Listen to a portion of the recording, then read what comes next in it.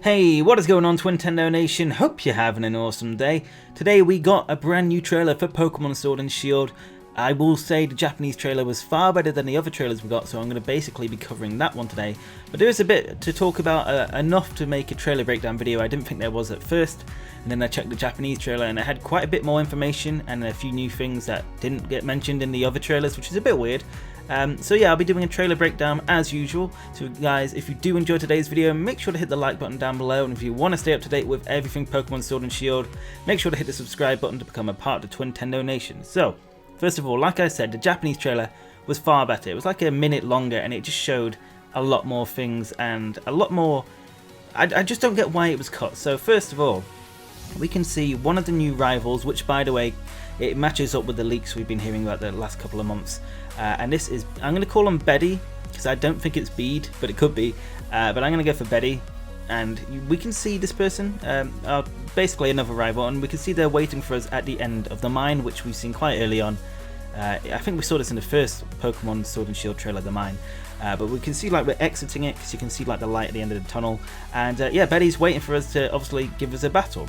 So also Bede seems to be flexing with like a gold Rolex on his wrist or something. Now, at first I thought this is kind of interesting to make sure you see this gold watch, and it's quite a, you know, you don't see this on everybody, you know what I mean? It's kind of a unique thing. So I had a look and you could definitely see that Chairman Rose also has a gold watch. So I was wondering if there's any relation there, because I'm trying to think how this kid's got like, you know, a watch that's probably more expensive than a lot of things. So maybe Chairman Rose is Chairman Rose's son, I don't know. Maybe there's a relation, but I actually thought Bede looked more like Professor Magnolia. I actually thought Bede looked really old at first when we first saw him. I was like, who the heck is this like old grandpa guy? And it turns out it was Bede, who seems to be a youngster.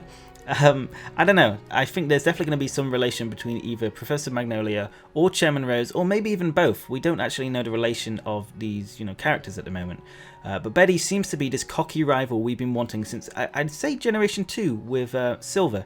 Honestly, we've not had one since, to be honest, like that. I think the closest one we've had in terms of, not even the games, but with the anime, is probably Paul from the anime. And it looks like Bede's going to be a cocky rival by the way he behaves, by the way he just looks and he smirks, and it's just, you know, typical arrogant stuff. And we want that in Pokemon. We're sick of all these rivals we've had. I don't know, like I said, since Silver. I don't mind the Ruby and Sapphire and Diamond and Pearl rivals, but looking at, you know, the ones we've had before, like the ones from Let's Go, Pikachu and Eevee, don't even know his name, and Hal from Pokemon Sun and Moon, they've been very underwhelming. And Hop, who's also our rival, and this kind of looked like Hal 2.0, so this is good to see a kind of different rival, or a rival we've not had in a long time. And then we can also see Bede has a Duosion, which is an unusual Pokemon to have, so I'm really looking forward to seeing what else they'll have on their team. We see that we meet them obviously in the mine, like I mentioned earlier, but we can see them battling us in the desert. So we're going to be battling them quite a few times, which is really good to see.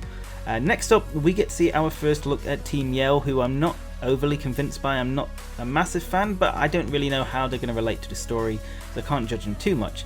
And Team Yell seem to be the evil team in the Galar region, and they look like punk rockers and behave like football hooligans.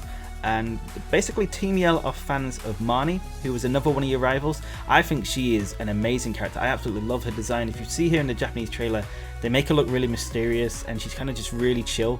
And I don't know, there's just something really cool about her, which you'll, you know, like I said, I definitely recommend watching Japanese trailer. But there's a bit like when the wind is like an overcast sky and the wind is just blowing her hair, and it just looks really cool how she's just like so in the zone for battling and stuff. I really like her design. I think she's going to be a really cool character. And yeah, she's another rival, and basically Team Yell are just super big fans of her, so I'm not sure if she's got some pedigree. I think what I've read from the leaks is that she's like a celebrity of some sorts, and she has a fan club. Basically Team Yell are the fan club. Now we'll get back to Marnie in a second, but we're going to move on to something that probably most of you guys are excited about the most, especially me, and these are Galarian forms. This is our first look at Galarian forms, and we can see Galarian Zigzagoon, which looks like the European Badger. That's what it's based off. I always said there was going to be a Badger Pokemon in Pokemon Sword and Shield. I did not expect it would be a Zigzagoon form. And so these are very similar to Alolan forms, which we got in obviously Pokemon Sun and Moon, and we can see a Galarian Linoon, which is fair enough, it just, you know, evolves straight up. But the most interesting thing is that there's brand new evolutions for these forms. So whether to say the new Pokemon, I think they are, and it will be interesting to see, you know, why Linoon can't evolve, but Galarian Linoon can. But we can see Galarian Linoon evolves into a Pokemon called Obstagoon, and it's a dark normal type. In fact, all of those are dark normal types, but yeah, it's very interesting to see that, and I just can't wait to see the potential of Galarian forms and Galarian evolutions. They're very, very exciting because we've not had old Pokemon evolve into new Pokemon on a wider scale since Generation 4. Obviously, we've had Sylveon in Generation 6, but we didn't have anything in Generation 5. Like I said, Sylveon was that only Pokemon in Generation 6. And then Generation 7, again, nothing. And it was one of my favourite things to see old Pokemon get new evolutions. And this isn't exactly it, but it's pretty much, you know, the closest we're going to get with it. So I am very, very happy with that. I think the best thing about Galarian forms for me is that they're not Kanto exclusive. That was the worst thing about Alolan forms. As much as I love the Kanto Pokedex, I grew up on Kanto. It was my first Pokemon generation. It was so frustrating, so boring to see that, you know, every single Alolan form was Kanto related. I think that was a big mistake. I know when they did it, it was the 20th anniversary of Pokemon, but this gives us so much more freedom. We don't know what Pokemon to expect, and I really, really like that. It's also another Galarian form we're going to talk about later, but yeah, let's move on to talk about Marnie a bit more. So we can see Marnie standing in front of a statue here, and this is someone holding a shield, as we can see, and the other arm is off, you know, off the picture, and it's safe to assume they're lifting a sword, I think. So is there, you know, a legendary hero of the Galar region who wielded a sword and shield? Obviously, we know the games are Pokemon Sword and Shield. We know that legendaries are linked to swords and shields, so that's very interesting to see. I'm not sure if anyone's pointed that out yet. You know, there could probably be some theory videos on that, but, you know, that's not really my forte. I'm just more of a trailer breakdown guy, a hype man, basically. But anyway, Marnie has a brand new Pokemon, which I absolutely love. This is my favourite Pokemon we've seen today. This is Morpeko, which can transform, and Morpeko is an electric dark type Pokemon, and it has two modes. It says modes, I was going to say forms, but I don't want to get confused between like Galarian forms and, you know, stuff. So it has a full belly mode and a hangry mode. So at full belly, it's exclusive. I'm assuming this is an exclusive move, Aura Wheel. It's an electric type move. But in hangry mode, which is hungry angry basically, it also looks very different. That move, Aura Wheel, becomes a dark type move, so that's really, really interesting. Apparently the description behind it, it consumes so much energy all the time that it's always eating, so when it doesn't have enough food, it becomes really angry, and it's like the hormones change, and that's why it changes colour, and it acts really angry basically and aggressive. So I think that's a really cool design. It definitely reminds me of Monokuma from Danganronpa. I think a few people thought that as well. But yeah, I really like Morpeko, definitely going to be on my team. Next up is something that was omitted from the other trailers, only available to see in the Japanese trailer. This is Pokejobs, which is the successor to Pokemon Pelago from Pokemon Sun and Moon. Pokejobs is basically accessed at the PC, and are ways for Pokemon, you know, you're not using in your team to gain experience and sometimes collect items on these jobs. So here's an English screenshot for you guys to get a better idea. We've seen these kind of ideas in Super Smash Bros. In terms of World of Light. You can send off, you know, some of your spirits to do tasks for you and level up, and it's similar in Xenoblade 2 as well. I can't remember exactly what the thing was called, but you can send off some of your blades to do jobs and get experience.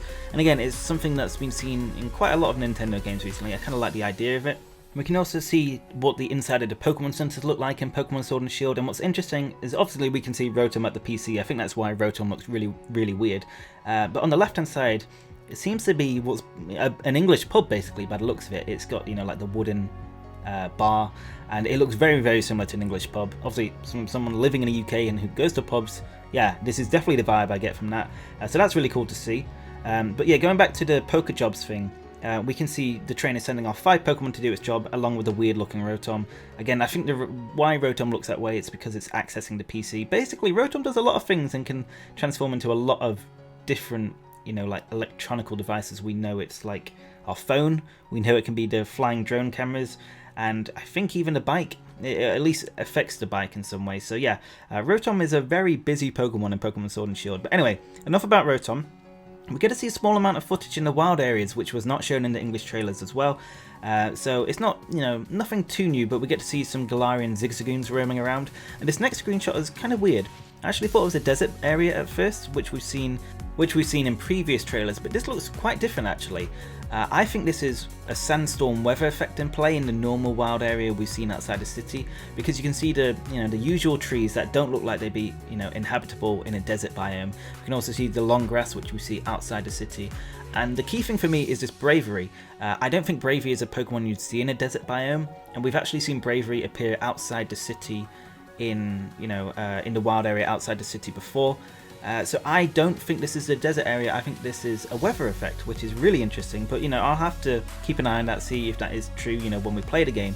But it would not surprise me if a, you know, sandstorm can kind of migrate over from the desert area and affect the wild area outside the city and affect the Pokemon spawns. But that's really interesting. And then after that, we can see some wild Galarian lining and a wild Lifebard.